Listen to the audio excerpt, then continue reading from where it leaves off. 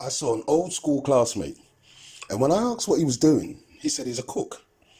I said, but you've been doing that since you left school. You're not a cook, you're a chef. You have 30 years of cooking professionally in restaurants.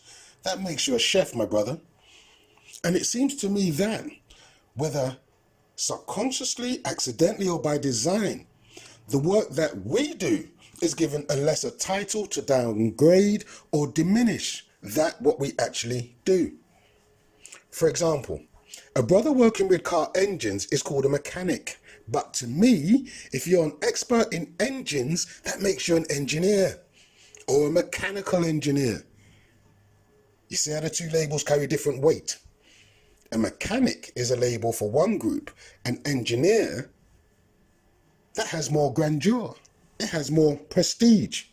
And that's the title given to another group. So, if we call things according to the work that's actually done, it makes a difference psychologically to the perception of that thing. So any man working with metal or moving parts, if it has a motor or a rotor, if it has an engine of any type, he, my friends, is an engineer. Our man's labour with electricity, they're called electricians. And I suggest they start calling themselves an electrical engineer. It takes 3 to 4 years as an apprentice or a 3-year course to become an engineer. A similar approach can be taken to men who are carpenters.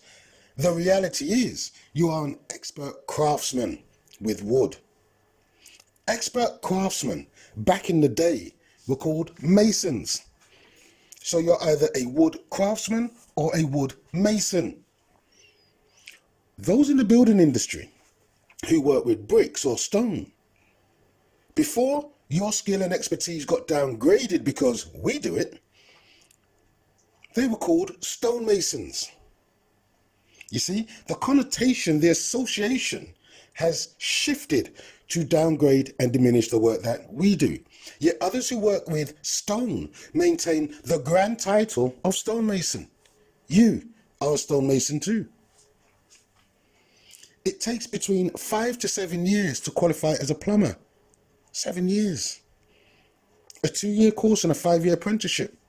That is a huge amount of education and training to be proficient and a professional. It takes a 4-year apprenticeship to be a carpenter. And as always, context is important. You see, after studies are complete, it takes 2 years as a junior doctor before becoming a doctor.